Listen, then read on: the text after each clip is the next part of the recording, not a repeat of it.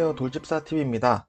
자, 오늘은 보험금 계산에 나오는 용어들을 한번 이해해 보려고 정리를 해봤는데요. 분명히 한국어로 써 있지만, 나도 한국인인데 왜 못 알아볼까? 라는 생각을 저는 많이 했었어요. 그래서, 이게 용어가 너무 어렵지 않나? 이렇게 해서 인터넷에 검색도 해봤는데, 뭐 인터넷에 딱히 이 용어들에 대한 설명도 없고 해서 제가 그동안 공부를 하면서 얻었었던 정보, 그리고 제가 이해하고 있는 부분들을 최대한 쉽게 한번 설명드려보고 싶어서 용어들을 정리를 해봤습니다. 자, 먼저 맨 처음에는 좀 기본적인 단어들을 한번 이해를 해볼게요. 먼저 적과를 보시게 되면은 적과는 말 그대로 따는 나무에 있는 과일을 따는 겁니다. 근데 이제 농업을 하시는 분들이 일부러 따시는데요. 이거는 과일의 당도나 품질을 위해서 이제 과일을 따주는 행위이기도 하고, 시험에서는 이제 해거리를 방지해주는 역할을 해준다라고 하여 적과에 대한 명시가 되어 있습니다. 또한 낙과는 말 그대로 떨어진 과일이에요. 과일이 바닥에 떨어져 있어요.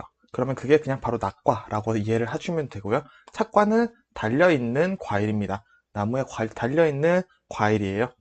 그래서 이 세 가지를 일단 개념을 확실히 잡아 두시고, 이제 다음 단어들을 이해를 하셔야 되는데, 적과 전이란 말 그대로 이제 적과, 우리가 과일을 일부러 사람이 따기 전에 있었던 상황인 거죠. 그렇다는 것은 과일을 수확하기 전이라는 거죠. 수확 전이기도 하고 아직은 수확을 할 수 없는 상태라는 걸로 이해를 하실 수가 있습니다. 적과 전의 상황에 대해서는 이제 피해가 있었는지 없었는지 상황을 따져서 추후에 보험금을 계산하는 중요한 시기라고 생각을 해주시면 될 것 같아요. 자, 그렇다면은 적과 후, 착과수, 착과량, 이 말이 굉장히 중요한 역할을 하고 있습니다. 특히나 과수 4종 보험금을 계산하실 때 이 말을 정말 잘 이해를 하셔야 되는데요. 자, 먼저 나무가 이렇게 있어요. 자, 나무가 이렇게 있고 과실들이 이렇게 달려 있습니다. 자, 그러면은 적과를 했어요. 사람이 일부러 적과를 몇 개 땄습니다. 그러면은 남아있는 착과들이 있겠죠. 나무에 달려있는 과일들이 있습니다. 그 착과, 나무의 개수를 세는 것이고요. 한 과수원에 나무가 굉장히 많겠죠. 그 모든 나무에 달려있는 과일의 개수를 적과후 착과수라고 합니다. 그리고 그 착과량이라는 것은 착과수의 가입 과중의 무게를 곱해주면은 착과량이 되는 거기 때문에 요거 계산하실 때 착과수랑 착과량 절대 헷갈리시면 안 됩니다. 그리고 평년 착과량, 뭐 평년 수확량, 뭐 이런 식으로 해서 밭에서는 평년 수확량 이렇게 얘기를 하고, 과일에서는 뭐 평년 착과량 이런 식으로 얘기를 많이 하는데, 요거에 대해서는 일단은 2차 2과목 계산 문제에서 나왔을 때는 얘네는 거의 주어집니다. 거의 90%는 주어지고요. 오히려 2차 2과목 1과목에서는 이제 평년 착과량을 구하는 계산식이 나올 수도 있습니다. 그렇기 때문에 요거 같은 경우에는 이해를 하신다라고 굳이 해보시면은, 어느 한 과수원에서 올해 이 정도의 수확량이 있을 것이다 라고 예상을 해볼 수 있는 그런 양이다 라고는 정해져 있는데, 요 평년 착과량, 평년 수확량은 1년에 어느 정도 수확을 하는 양이다 라고만 이해를 해주시면 될 것 같습니다. 자, 그러면은 여기서부터 이제 조금 내용이 어려워집니다. 품종별 단위 면적당 보장 수확량 혹은 평년 수확량, 뭐 주당 수확량이 무엇이냐. 자, 첫 번째 품종별이라는 단어를 좀 이해를 해야겠는데요. 품종이란 사과를 예로 들면은 뭐 홍옥 뭐 이런 것도 있고 아오리 이런 품종들도 있잖아요. 근데 그 품종들마다 나무에서 나오는 착과량, 나무에 달리는 과일 개수가 다르다라는 거죠. 그렇기 때문에 그것들을 다 따로 계산해서 더해줘야 된다라는 개념이 있습니다. 그리고 또 단위 면적당이라고 보시면은 요거는 쉽게 생각하시면 1m 제곱당 몇 킬로그램이냐 이라는 것을 물어볼 수도 있고, 한 주, 나무 한 개당 착과수가 몇 개냐, 자, 이런 것들을 얘기를 하는 겁니다. 그렇기 때문에 보장 수확량 같은 경우는 벼에서 나온 얘기일 거고요. 평년 수확량은 이제 밭작물들은 생산비 보장을 해주는 작물들에서 나올 거고요. 주당 수확량은 과수에 해당하는 내용들이겠죠. 자, 요거를 제가 다음 이제 표본 단위 면적이랑 설명을 해드리면서 좀 더 이해를 도와드리겠습니다. 자, 먼저 그림을 좀 그려볼게요. 자, 총 1000m 제곱의 농지가 있습니다. 농지가 있는데 여기서 다 조사를 하기 힘드니까 우리는 표본 조사를 하게 돼요. 표본 조사를 요만큼만 해보자 라고 해서 여기를 표본 조사를 하게 됩니다. 여기에 면적을 근데 보니까 100m 제곱인 거예요. 자, 그래서 우리는 표본 조사를 100m 제곱을 할 것이다. 그래서 조사를 해보니까 이 표본 구간 안에 나오는 총 수확량이 100kg이 나왔습니다. 100kg의 작물이 나왔는데, 그렇다라는 것은 1m 제곱당 1kg을 수확을 했다라는 거죠. 그렇다는 것은 100kg을 100m 제곱으로 나눴다라는 얘기죠. 이것이 바로 품종별 표본 단위 면적당 수확량이 되는 겁니다. 그러니까 쉽게 풀어보면은 1m 제곱당 얼마나 수확을 했냐, 이거를 얘기를 하는 거기도 하고, 1m 제곱당 나무가 착과수가 몇 개냐, 혹은 나무마다 착과수가 몇 개가 달려있냐, 주당 수확량이 몇 개냐, 이런 식으로 과수에서는 표현이 되고 있죠. 그리고 그것도 마찬가지로 품종별로 모두 수확해주는 양이 다르기 때문에 A라는 품종과 B라는 품종이 동시에 재배가 되어 있다. 그러면은 A 따로 구하고 B를 따로 구해서 더해준 값이 품종별 표본 단위 면적당 수확량이 되겠죠. 자, 이거를 이렇게 어렵게 풀어놓은 거고요. 쉽게 풀어보시면은, 자, 이어서 조사 대상 면적, 혹은 조사 대상 주수를 보도록 하겠습니다. 자, 이 1000m 제곱이라는 농지가 있죠. 근데 여기서 우리가 조사를 해보려고 하니까 제외를 해야 되는 부분들이 있는 거예요. 자, 어떤 것들이 있냐? 자, 맨 처음에 이 1000m 제곱이 실제 경작 면적이죠. 실제 경작 면적입니다. 그렇다는 것은 보험 증권에 가입된 가입 면적이라는 거예요. 자, 이만큼이 일단 가입이 되어 있는데, 우리가 조사를 할 부분들은 정상인 것들 혹은 수확한 부분들을 조사를 해야 되겠죠. 그렇기 때문에 먼저 제외를 하는 부분들이 미보상 면적입니다. 미보상 면적이라는 것은 밑에 이제 미보상 감수량이랑도 연결이 되는데, 쉽게 말씀드리면 정상으로 본다는 거예요. 왜냐? 미보상 감수량, 미보상 면적이라는 거는 농민이 이제 통상적인 영농 활동을 하지 않았거나 제초 활동 이런 것들을 하지 않아서 우리가 보상해주지 않습니다라고 포함되는 부분이자 양인 거죠. 그렇기 때문에 계산을 할 때는 이 부분을 정상이다, 수확을 한 정상으로 보겠습니다. 왜냐? 보상을 안 해줄 거니까 라고 이해를 해서 일단은 이 면적을 조사 대상 면적에서 제외를 합니다. 그리고 이미 또 수확한 부분이 있겠죠. 수확한 이만큼은 우리가 조사를 나갔는데 이미 수확을 했어요. 그러면은 수확을 해서 돈을 버셨겠죠. 물건을 아직 팔기 전일지 아닐지 모르겠지만 수확했다라는 것은 이제 물건을 팔겠다, 팔 수 있다라는 뜻이니까 이것도 정상으로 보기 때문에 조사 대상 면적에서 제외를 하는 겁니다. 그리고 조사를 하러 가서 봤더니 타작물들이 심어져 있는 거예요. 우리는 벼농지에 갔는데 갑자기 콩 이런 것들이 있어요. 그러니까 보험에 가입되지 않은 품목들이 있는 부분을 제외를 하겠습니다 라고 얘기를 하는 거죠. 그러면은 조사 대상 면적이 어떻게 되냐? 요만큼이 되는 겁니다. 요만큼이 조사 대상 면적이 되는 거예요. 그래서 요만큼에 대해서 이제 보험금을 산정하기 위해서 수확량을 조사를 시작하겠습니다 라는 첫 번째 기준이 되는 면적이 되는 거죠.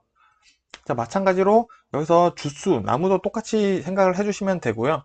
다른 나무가 심어져 있거나 혹은 죽은 나무, 고사된 나무가 심어져 있는 경우에는 이거를 다 제외를 하고 조사 대상 주수를 파악을 해서 그 조사 대상 주수를 가지고 보험금 산정을 하는데 사용이 된다라는 개념으로 머릿속에 넣어두시면 될 것 같습니다. 자, 미보상 감수량은 설명드리면서 같이 드렸고, 자, 그러면은 이제 표본조사, 전수조사, 목적조사 한번 보도록 하겠습니다. 일단은 목적조사 같은 경우에는 정말 간단해요. 경작불능조사. 경작불능조사의 방법입니다.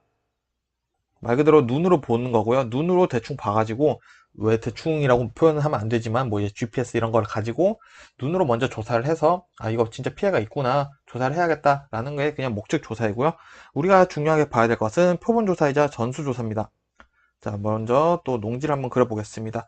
A 농지의 면적이 1000m 제곱이에요. 근데 여기를 다 조사를 하기가 너무 힘든 거예요. 기후도 안 좋고 폭풍도 내리치는데 조사를 나간 경우나 여러 가지 상황이 있겠죠. 그래서 요럴 경우에 내가 요만큼만 조사를 한 다음에 요만큼, 요만큼, 요만큼, 요만큼, 요만큼 요거를 조사를 해서 나머지 부분을 곱하겠다 해서 표본조사를 실시하게 되는 방향이 있고요. 만일에 1000제곱미터인데 우리가 오늘 3명에서 조사를 왔기 때문에 전부 다 조사를 하겠습니다 하고 이 부분 전부 다를 조사를 하는 게 말 그대로 전수조사이겠죠. 이거는 쉽지만 조금 더 머릿속 그림으로 그리면서 이해를 하시면 더 좋을 것 같아서 넣어봤고요. 비대 추정지수라는 게 나옵니다.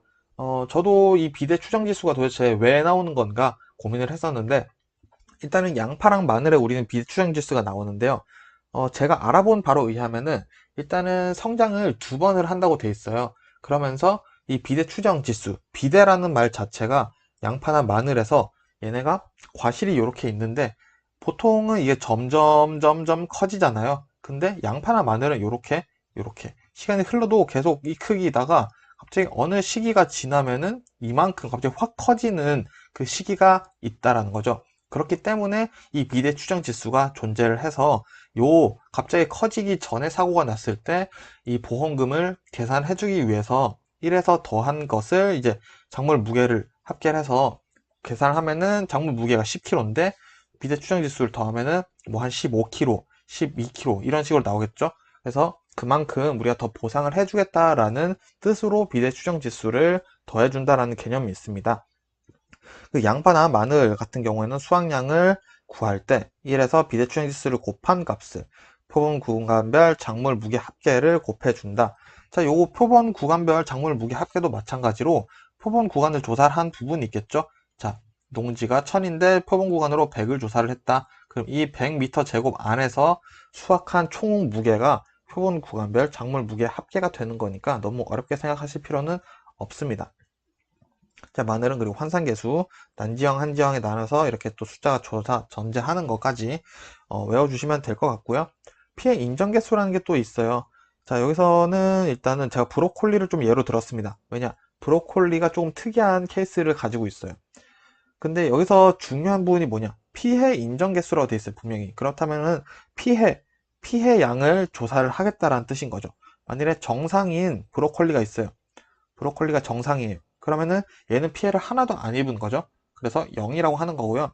근데 50% 브로콜리가 50% 손실이 됐어요. 그러면은 절반은 못 써먹는 거죠. 그래서 0.5를 곱해 주는 거고요.